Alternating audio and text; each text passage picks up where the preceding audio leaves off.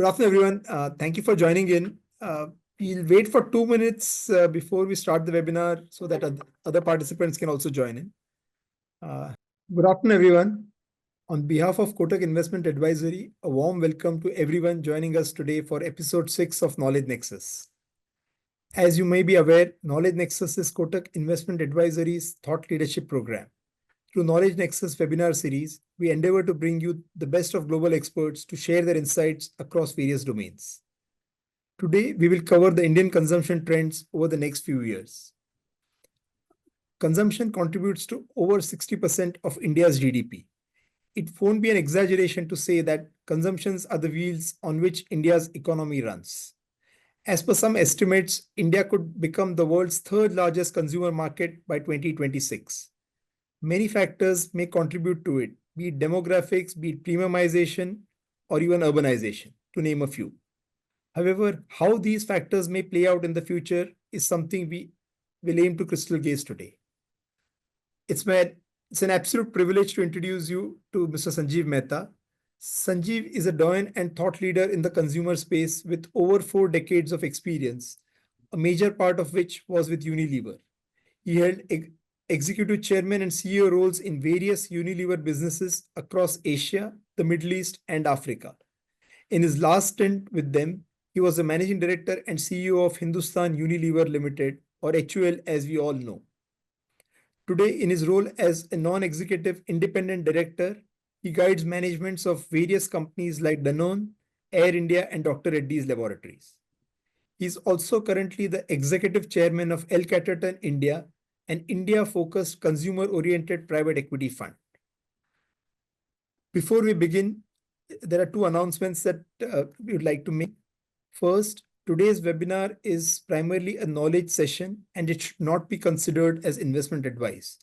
And second, this is a listen-only webinar. So in case if you have any questions, please type it in the Q&A box and we shall address them after we complete our opening remarks. Without any further delay, let us just dive in. Thank you, Sanjeev, for taking time out today. We just thought on one hand, what we are seeing today is consumer staple companies report low volume growth. And at the same time, we are seeing strong sustained growth in select categories like leisure, healthcare, and hotels, to name a few. What does one infer from this, Sanjeev? Yeah, thank you, Mukund. Hi, good afternoon, everyone. Absolutely delighted to share my thoughts. And Mukund, you start with a good question, because there is an overarching theme about a bit of concern with consumption in the country. Now, the first point I would like to make is India is not a homogeneous country. It's a very heterogeneous country from every dimension.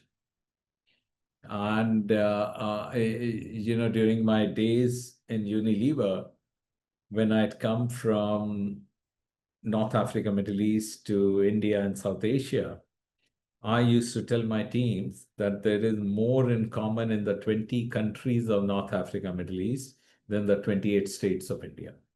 And that's a reality. So globally, you will find many themes running at the same time. On one hand, we are seeing a bit of slowdown in consumption, and on the other, you're seeing certain discretionary categories still galloping at a feverish pace.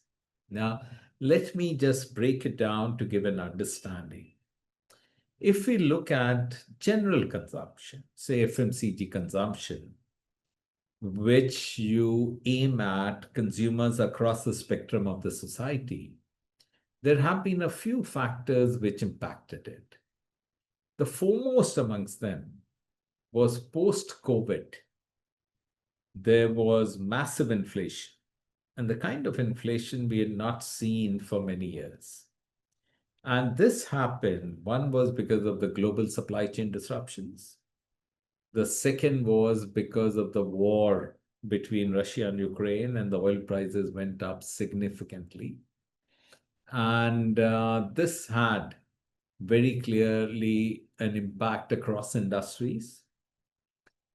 What happens that when for basic products, your price goes up dramatically, whereas your income has not moved in tandem. People titrate their consumption. And this titration happens in many ways. It is not just the absolute reduction in volume the way we see it and know it. In some cases, it does happen. But also, what happens is that, say, in bathrooms, where there was one soap for every member of the family, you reduce it to one soap for for the entire family. Similarly, if every member of the family had their own choice of toothpaste, you would come down to having one toothpaste for the entire family. This is how it impacts consumption. And while we saw good growth during the period of inflation, that was price-led growth, not the volume-led growth. And because the real wages did not increase in tandem with the inflation, we have not yet seen the kind of volume pickup. Also, we must understand that while the inflation has tapered, it wasn't a case of deflation after the inflation. It is not that we have gone back to the same old prices. No, the prices have remained at an elevated level. Now, rural India, where 60% of the consumers are there, it's a bit different story. One is, of course, the inflation that has happened. The other important bit is that predominantly in rural India, people depend on agriculture and related activities. If we look at the previous fiscal year, 24 ending, March ending 24, the GDP of agriculture, the GDP growth was about 1.4%. And then you had a food inflation. And then the government was spending more on capex than on the revenue spend from a delta basis. When there is a confluence of food inflation, slowdown in agriculture GDP, and less spending on revenue, you track it across the years, rural consumption gets impacted. Yeah. Now, this year, rural is looking better because the base was. I don't see this kind of inflation, what we saw in 22, 23, happening every other year. Yeah. And if India as an economy keeps growing, even at not at the 8% that we delivered in the 3-year period ending March 24, even if it is 6.5%, which is more likely to be anywhere between 6.2 to 6.5 this year, and that's the real GDP growth. If you add 3-4% of inflation, you're still talking about a nominal GDP growing at 10%. You will see consumption bounce back. And as you were rightly saying, Mukul, India is a consumption-driven economy. Yeah, from a demand perspective, 60% of the economy, 62% of the economy is private consumption. If India has to grow, consumption has to grow. So consumption not only fuels GDP growth, but it is also an indicator of GDP performance. So I remain very bullish on the mid to long term India consumption story. And we must also understand that our consumption is still coming from a very low base. If we take the per capita consumption of all FMCG products put together, yeah, beauty, personal care, foods, nutrition, home care, it is just in the vicinity of $50 per capita per annum. Yeah. You compare it with other developing nations, like Indonesia is 2x, China is 3x, Philippines is 4x. And here I'm not talking about developed nation. I'm still talking about developing nation. So our headroom to grow, or the highway to grow, or the runway to grow is massive. And, all of us aspire that India should be growing at 8.5%. But even if I take the last 30 years average of 6.5%, and 3.5%, like I said, could be inflation, 10% would be a very high rate of growth. Just look at the numbers. We are talking about a $4 trillion economy. If we grow at 6.5, 7%, and the number that I talked about, 10% nominal, then you're talking about 7 years on a nominal basis, you will double the GDP. Yeah. If we grow at 6%, then we will double the GDP in 12 years. Now, doubling the GDP means we are talking about adding another $4 trillion economy. And $4 trillion economy means you're adding $2.4 trillion as consumption.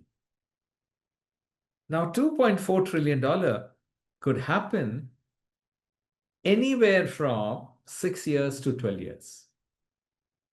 Yeah.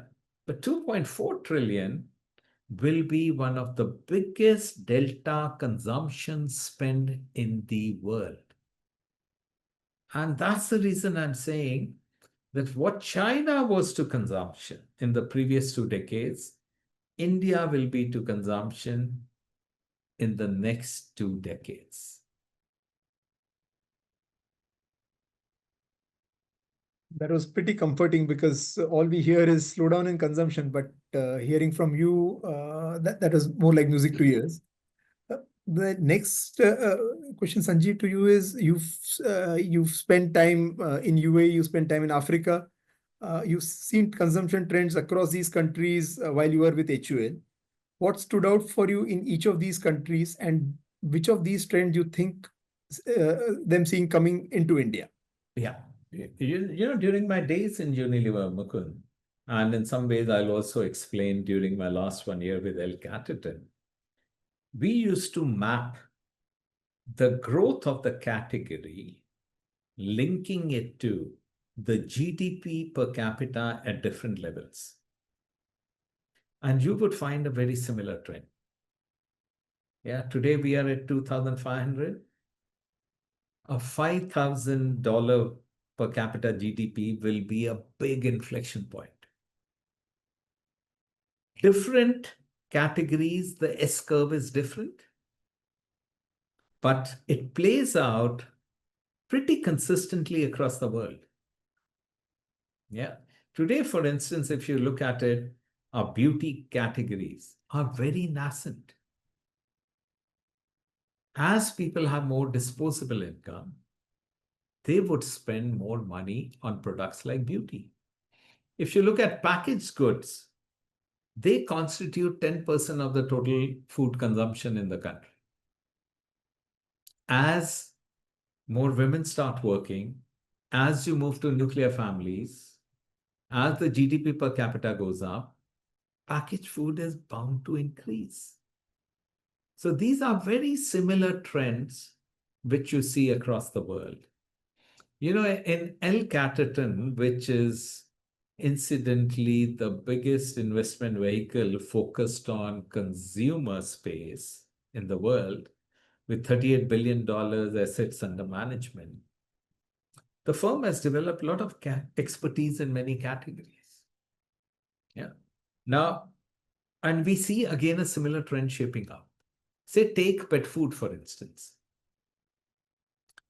Post-COVID, everywhere in the world, the humanization of pets has got accelerated. Yeah. You treat pets as member of the family. And if you go to a pet lover's house, you can't call their pet Kutta Billy. You have to call them by name, otherwise they get affronted. Yeah. And people are willing to spend 3,000-4,000 rupees on pet food. Gone are the days when they would serve leftovers to the pet. Yeah. Now, this is a trend again, which is shaping the entire world. Of course, in India, it is more in the higher middle class where you see this trend. But as more people adopt pets, as they get more income, as they have nuclear families, you will see a very clear trend towards humanization of pets. Uh, Okay. no, Sanjeev, one thing that we've been hearing is consumption is a long-term theme linked to demographics. And you mentioned that India's per capita GDP should double anywhere between the next 8 to 10 years, depending on what nominal GDP Yeah, India delivers over this period. that's right. What changes do you see in the consumption pattern? You hinted Yeah, at some. Uh, yeah. would you So want let to me give you elaborate? some of the big trends which are shaping India. Yeah. And first, you're right. Demographics is a necessary condition, though it's not a sufficient condition. Yeah, but it is a necessary condition. Today, if you look at places like Japan, where the population is aging, or Europe, where population is aging, it is not surprising that consumption becomes a struggle. Yeah. But yes, on the other hand, the categories which cater to the old people, that is growing at a very fast pace. Yeah. But if I have to look at India and pick up some secular trends, I'll pick up a handful of them. Yeah. The first one, I would say, is expression amplified. Now, expression amplified is, you know, the Indian ethos was कि यार show off नहीं करते. Don't show off. Right? That was the Indian ethos. Today, if you look at, everyone is expressing themselves on the social media. What you eat, where you travel, how you live, yeah, is today opened up for everyone. So now expression amplified is manifests in many ways. It manifests in fashion, it manifests in beauty products, it manifests in travel. Many people go to travel not to enjoy the history and culture, but for Insta photos. Yeah. Similarly, when you go to restaurants, people are looking at Insta photos or Facebook photos. Yeah.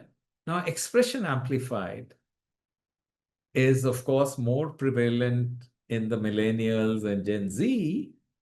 But even if you look at the uncles and aunties who may not be on Insta, but they are expressing themselves in Facebook. Yeah. So that is one trend which is very clearly shaping up. The second trend is limitless now. Again, the Indian ethos was save for a rainy day. अगर कमाने लगो तो खर्चा नहीं करो, save करो, कोटक महिंद्रा में invest करो. Yeah. But today, people are looking at experiences. Yeah. They are in a hurry to experience different kind. And again, this leads to spending, and this leads to category development of various kinds. Yeah. Whether it is trekking on the Himalayas, or whether it is you want to go deep dive into the ocean. Yeah. These are all way for experiencing different things. Yeah. The third trend, which is again manifesting in nearly all parts of the world, is search for authenticity. Unlike many other countries, India is a very ancient civilization. Yeah. And we have roots in many different things, which many of the modern nations may not have. So when you talk about natural products, when you talk about Ayurvedic products, when you talk about no nasties, yeah, it is basically your search for authenticity. On one hand, you may be carrying a Louis Vuitton bag, but on the other hand, you want to go to Ayodhya for salvation. Yeah. So this is happening simultaneously. It is not that ki, yaar, you'll become more ritualistic, you will start using more Ayurvedic products after the age of 60. No. So natural in its various forms is very clearly manifesting itself. The fourth one, if I may pick up a trend which is shaping, is the thrill of purpose. When we were growing up, Mukund, the entire thrust was on roti kapla makan. Yeah, get a good job. And when you start earning, save money for getting a house. If you have some money, look at buying a car. Those were used to be the ambition, right? Today's generation, thankfully, because they are much better off than the previous generation, they want to live a life of purpose. And again, purpose manifests in many different ways. People today are concerned with which is the company behind the brand. People are very much concerned with what is the purpose of the brand, what does the brand stand for. Yeah. So this, and it is very good for the society. I'll tell you, today's kids have a much bigger purpose in life than we did at their age. And this augurs well for it, for the society. But this also has a very clear impact on who will win the race. If you're just providing functional benefits, then you may not be able to occupy the emotional space in the minds of the consumers. And that is the reason why I believe that brands with purpose grow faster. Yeah. So these four trends are not fads. These are absolutely trends which will shape us for many years to come. Expression amplified, the limitless now, the search for authenticity, and the thrill of purpose.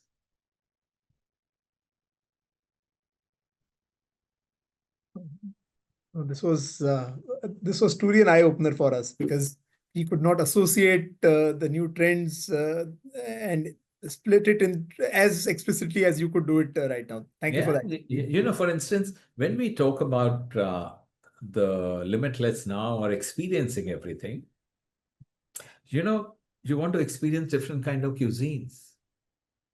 Yeah, you want to experience, you want to travel to different exotic places. So it gets manifested in very different ways.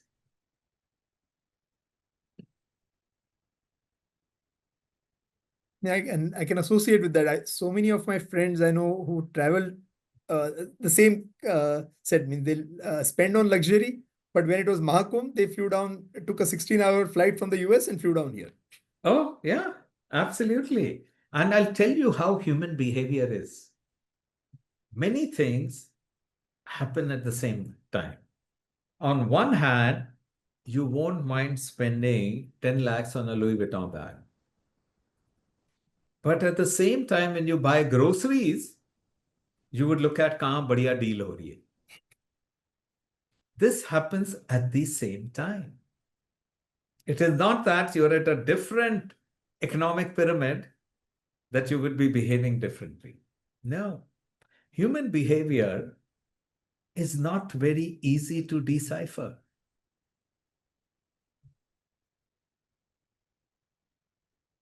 One trend, Sanjeev, we've seen globally, be it in the US, be it in China, when there is an inflection point in the per capita GDP, the delta on market cap to GDP suddenly sees a rise.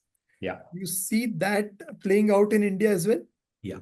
If you really look at India today, and if you were to look at how is the personal wealth distributed? Yeah. The biggest chunk will still be real estate. And then it will go into gold. And then it will go into, say, the fixed deposits of banks, etc. Yeah, that's all. But if I'm not mistaken, real estate and gold will contribute to about 65% of the total wealth. Yeah. Now, again, real estate stems from कि यार आपको sir के ऊपर अपना छत चाहिए, right? And I still remember in many cities, people would ask, आप मकान मालिक हो कि किराएदार हो? और अगर किराएदार बोलोगे, so people will kind of look down upon you. Yeah, in New York City, no one is bothered. Yeah, whether you're living in a rented apartment, leased apartment, or your own apartment. And today's millennials and Gen Zs, they are not looking at from a perspective of कि यार पहले हमें पैसा कमाना है तो कर लेना है. No. One is, of course, they'll inherit much more wealth than we guys did. So they are in a much more secure position. Yeah. And when you are in this state of mind, you would start spending more money on financial assets. Yeah. That is the beginning of the financialization of the savings. If you look at India, for instance, the amount of money which poured into the stock market through SIPs, and even when there was a period when the foreign institutional investors took out money, I think to a large extent, Indian investors through SIPs kept the stock market humming. Yeah. Now, of course, the FIIs in April are coming back. So it is not surprising that the financialization of assets is taking place in India. Now, if we look at India with a $4 trillion economy, and there have been times, of course, in the recent past where our total value of market cap in the country has crossed the size of the GDP. Now, for us, this was a big surprise. Yeah. But in US, this has been consistently the case. Yeah. The GDP of the country is much smaller than the total market cap of the stock market. So just think of it. We are today at a size, the multiplier effect or the compounding, that really comes to the fore when you have a certain scale. Yeah. जब हम $500 billion economy थे, अगर हमने double कर दी economy तो हम $1 trillion हो गए. We added another $500 billion. Now from 4 trillion to doubling, you would be adding $4 trillion. So just think of it. Again, going back to that same figures that we were talking about when we were discussing consumption. Yeah. Consumption, I was talking about 60% of the delta GDP. You can assume 100% of the delta GDP reflecting in the stock market. So in the next 7 to 10 years kind of thing, the stock market should increase by another $4 to $5 trillion. Yeah, it's bound to happen. And in fact, there are a lot of similarities of the GDP composition of the US Completely. and India. I'll tell you, you're so right. If you map it, we are also 60%. They are also in that vicinity.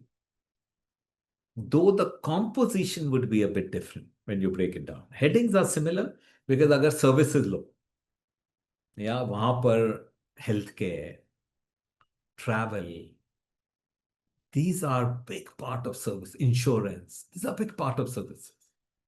Whereas हमारे यहाँ domestic would be a big part, manual labor would be a big part of services. So the shape is different, but the broad contours of the economy are very similar. Currently in your new avatar post HUL, where you are advising both Indian and global companies as well as funds with regarding to consumption trends, other than the some of the trends that you mentioned, are there any specific trends you are seeing unfold in India with change Let of? me. Oh, I'm glad, Mukund, you raised this question. If you look at India, the exciting bit about India is there is no category in any sector which is anywhere close to maturity. Yeah. You grow consumption through more users, through more usage, and through more benefits. Yeah. More users means bringing in more people to the category of what we call as penetration increase. Yeah. More usages, it could be by increasing frequency of consumption or consumption per occasion. Yeah. And more benefits is what we call as premiumization or higher order benefits. Yeah. Now, let me give you two examples. One is detergents and the other is tea. Now, हमारे देश में हर आदमी कपड़े धोता. So the penetration of detergent products, washing powders or washing soaps is 100%. हर आदमी कपड़े धोता. Yeah. Maybe you may not wash every day, but you do wash your clothes. Now, if you look at detergents, there is a mass, the most of the bulk of the market in tonnage terms is still in basic clean. Yeah, जो wheel detergent powder or घड़ी detergent powder, basic clean, वहां पर है. Yeah. Now, if you see how the market evolves, you move from basic clean to maybe on the whiteness platform. Then you get into, say, with a brand like Rin, or you get into stain removal with a brand like Surf Excel. Then you want to get into liquids, or you want to get into machine wash. Then you have the front loaders. Then you have the top loaders. Or then you want to go into it just, or you want to go into very costly products like capsules. And then you look at getting into adjacencies like fabric conditioner. Yeah, because you want to protect your clothes, you want to have your clothes smell fresh. Now, when you move from basic clean to capsules, the selling price per wash increases by a factor of 7.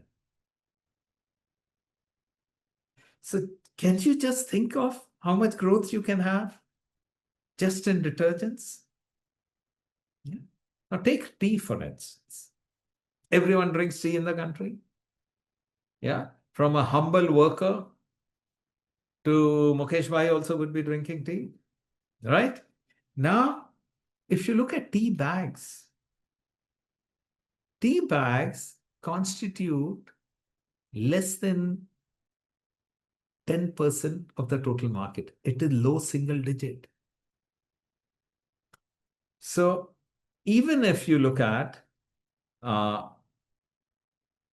you're moving from your basic tea, yeah, moving to tea bags, moving to green tea, moving to infusions, you are talking about a massive market. Now, say in a country like Middle East, in countries like Middle East, region like Middle East, we are talking about 40% of the market is tea bags. And this is by volume. If you look at value, 70% of the market is tea bags. And India is less than 10%. Huh? And India is less than 10%. Single digit, low single digit. So just think of चाय में आप कितना grow कर सकते हैं. Yeah. अभी shampoos देखो. The number of people who use conditioners is single digit. Yeah. So there is no category in the country which is anywhere close to maturity. So the job will be not only grow by taking market shares, but the job of the companies in consumer goods will be to grow by increasing the size of the pie. Yeah. और अभी मैं ये मास्टीज और Prestige की नहीं बात कर रहा हूं, मैं लुई विटॉन और शनेल की नहीं बात कर रहा हूं. Yeah. The relative premium.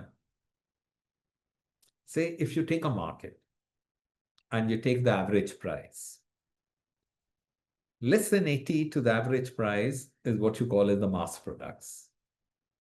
80 to 120 is what you call as the popular products. Greater than 120 would be the premium products. Yeah. And then, over 250, 300 would be masstige, over 400, 500 would be prestige. Forget masstige and prestige. The premium products are less than 1/3 of the market, or just about 1/3. So that's the reason I say. Now I'll give you another example. Take toothpaste. Only 20% of urban population brush twice a day. Yeah.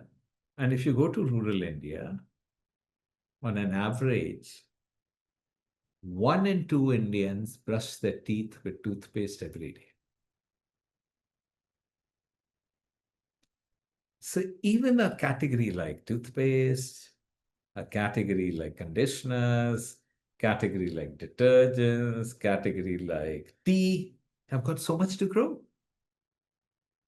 That's the exciting part of India. We just thought we'll pick your brains on a couple of interesting trends that we would want you to touch upon.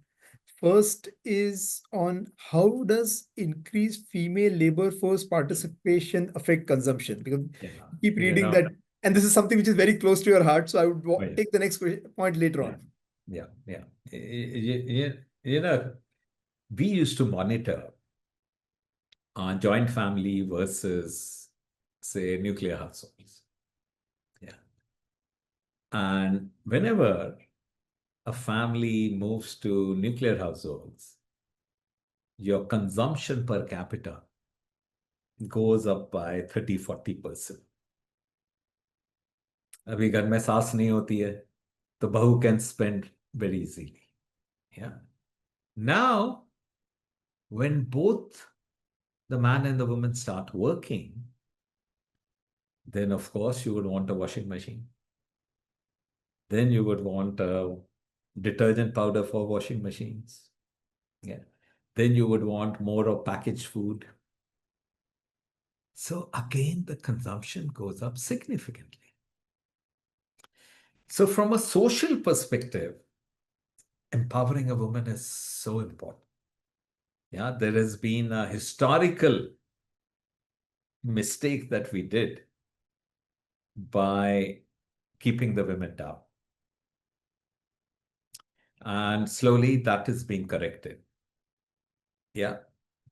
And when a woman gets empowered, a family gets empowered. When a woman starts earning, not only the income of the household goes up significantly, but your consumption patterns also change. Yeah.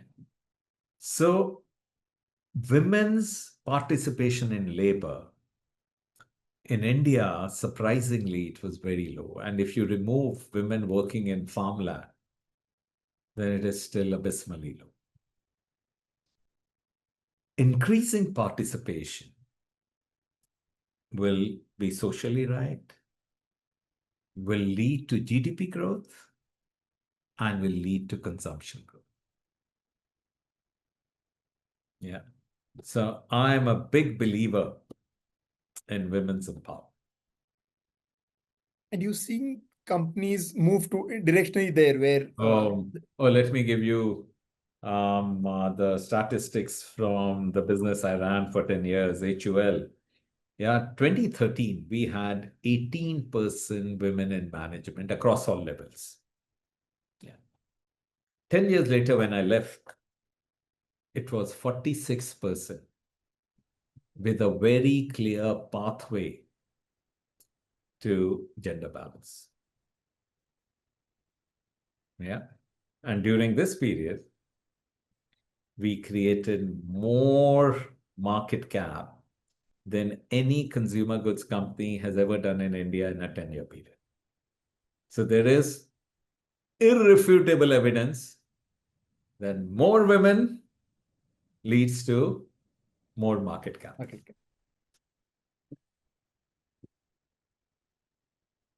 And, you did touch upon the premiumization versus value, and Indian consumer is on both the sides. Uh, how do you categorize an Indian consumer? Is he more brand conscious or is he price sensitive or both? No, first, I think it's important, Mukund, to break up the Indian consumers. Yeah.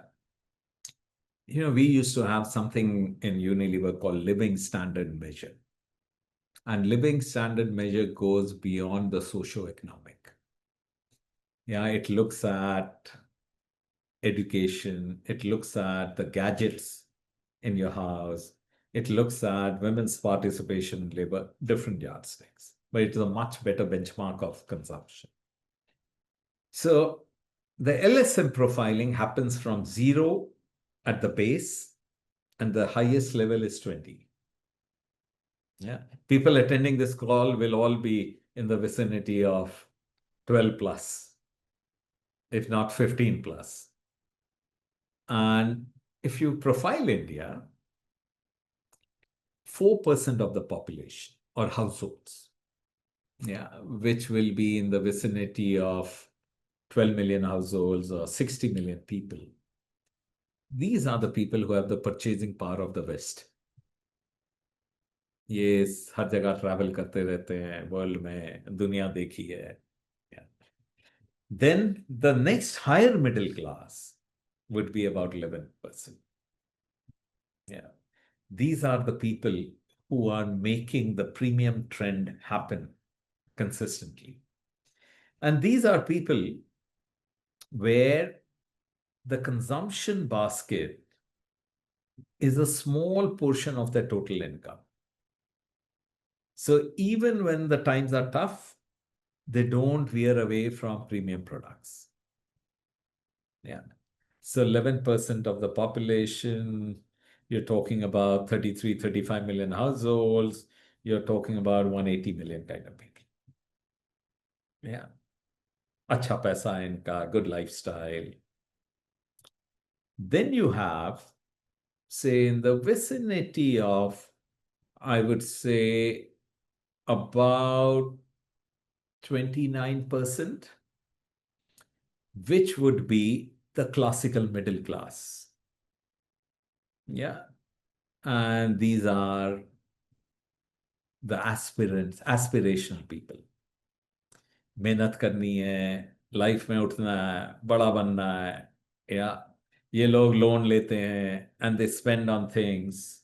They want the best education for the kids, etc., and it goes on. Then you have, in a country like India, is 55, 56% who are lower LSM 0 to 3. Now, this lower LSMs are people who are strivers. Yeah. This doesn't mean that they are below the poverty line. India has been able to lift about 1% of the population every year for the last 20 years from the poverty trap. Yeah. ये भूखे नहीं मरेंगे. But इनकी discretionary income is very low. So if you're a smart company, you will cater to price benefit pyramid across. You will cater to all segments of the society. If you want to become a market leader, you have to find ways and means of catering to everyone.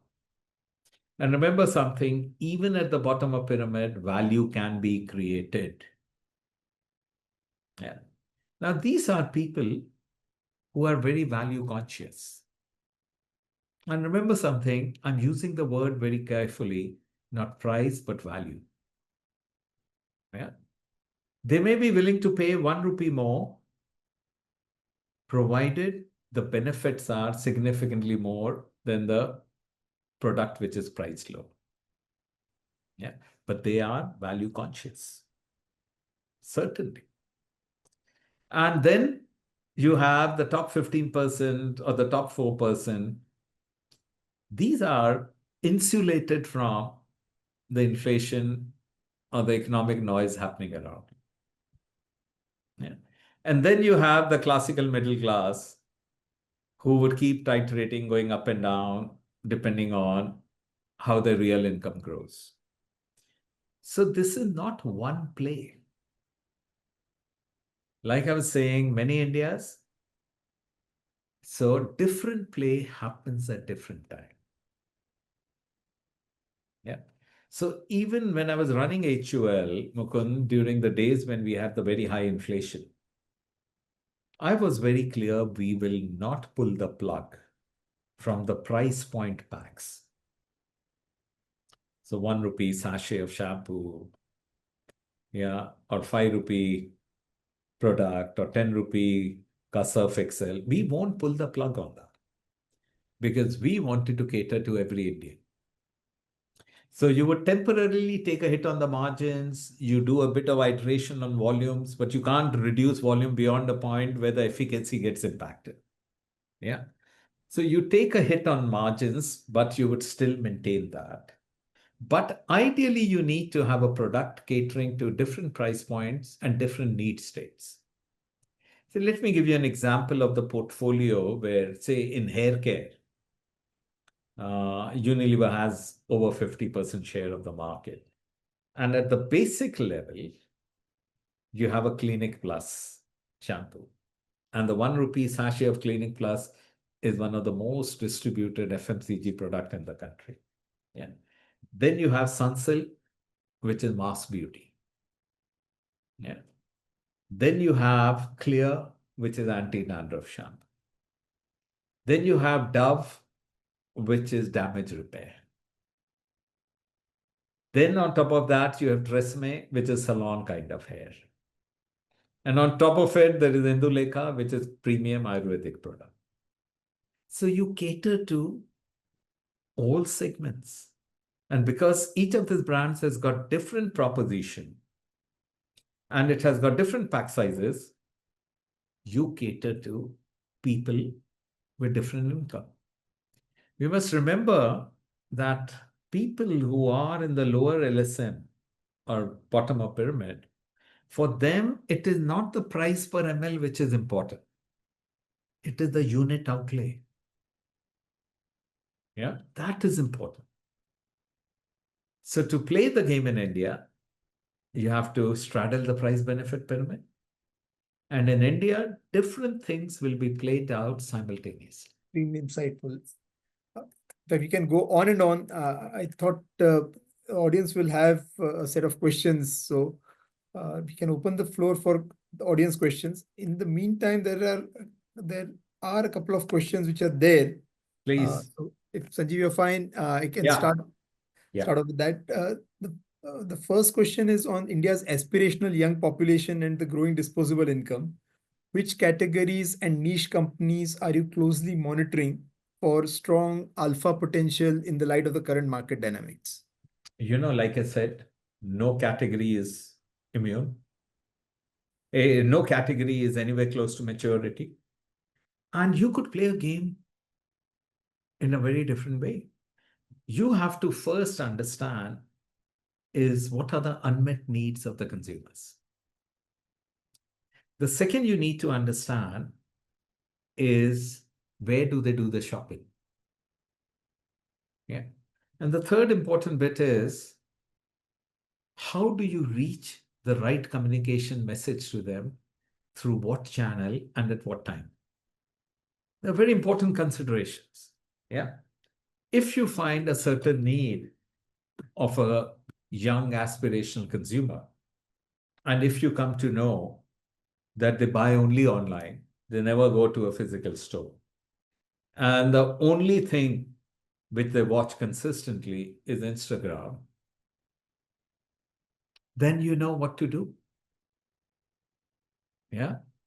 You would be You have identified the needs, so you'll develop a product which meets the needs, whether it's a product or it's an experience or it's a service. Yeah. Then you will ensure that without moving from the home, how do you ensure that they are delivered? The third, you will ensure that the storytelling is done on the channel or on the medium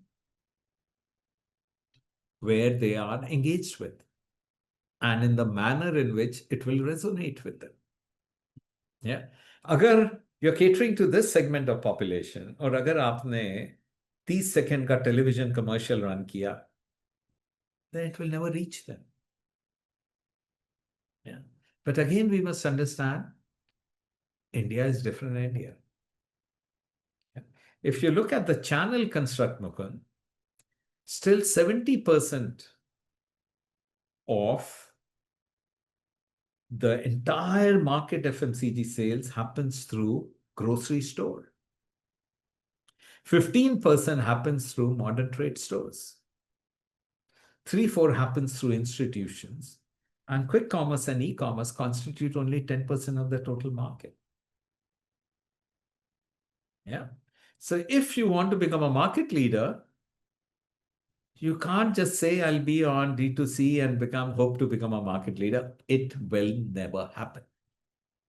You can play the niche. You can still become reasonably big, but don't expect to become a market leader.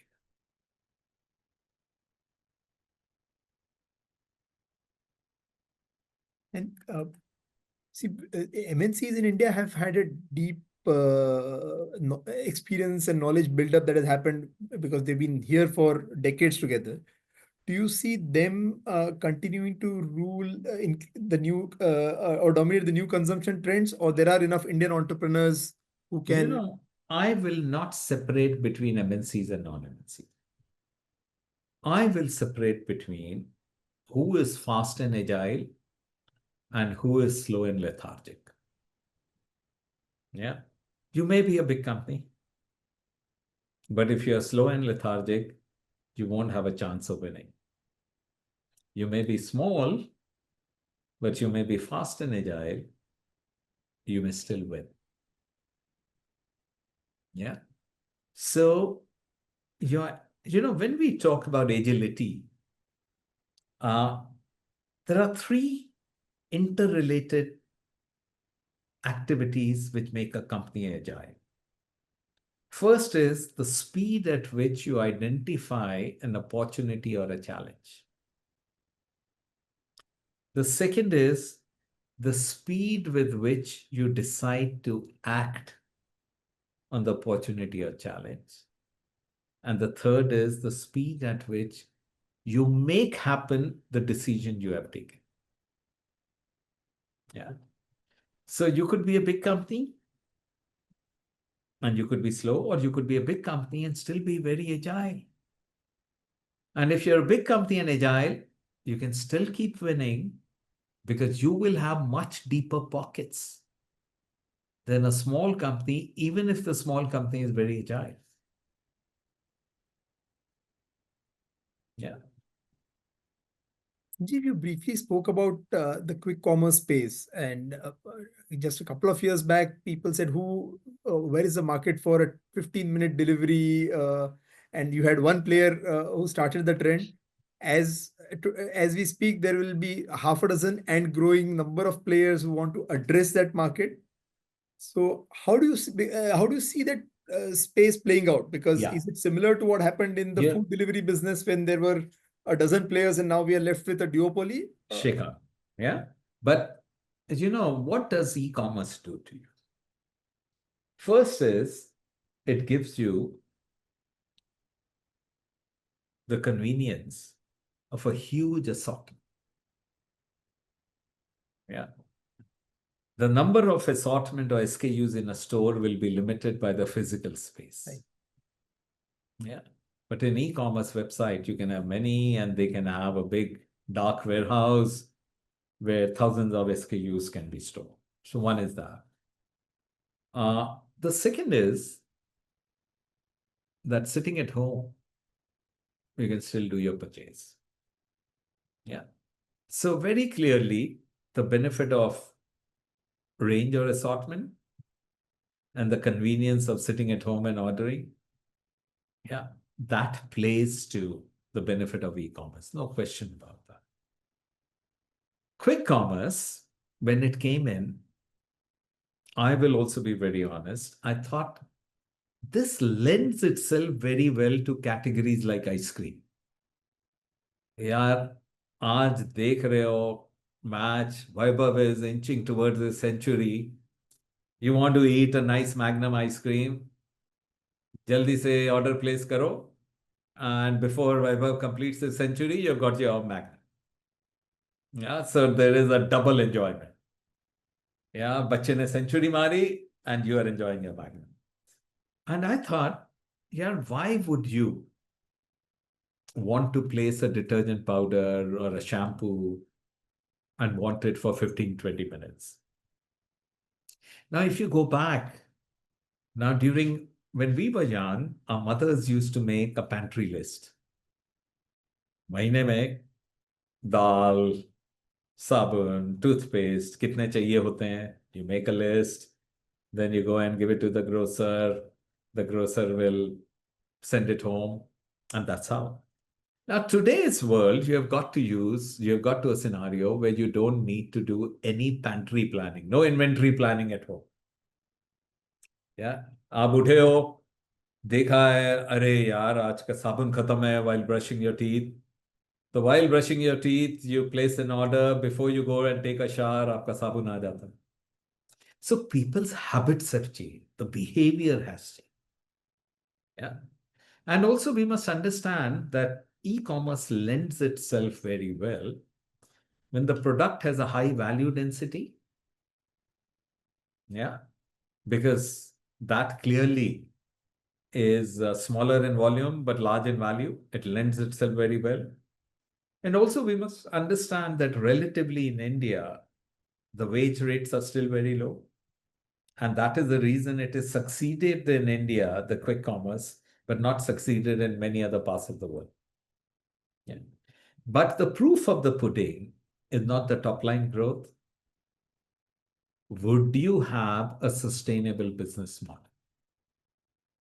When you make margins which are sustainable, yeah, when you don't have to burn cash, that is when you will say that, yes, e-commerce has arrived in the true sense.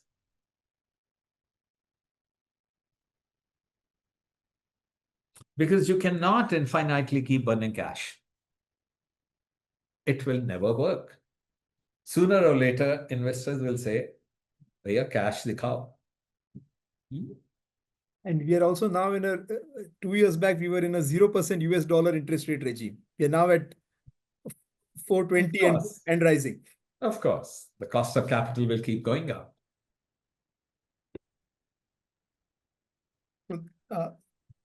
That was the last question for the day. Thank you, Sanjeev, once again for taking time out for Knowledge Nexus today. It was truly a masterclass for all of us, both on the current and future consumption trends. You could have gone on and on, but I think we would want to call it, we would want to leave you for your other engagements.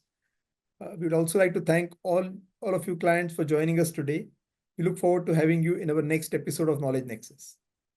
Thank you once again. Thank you, everyone. Take care. Bye, everyone.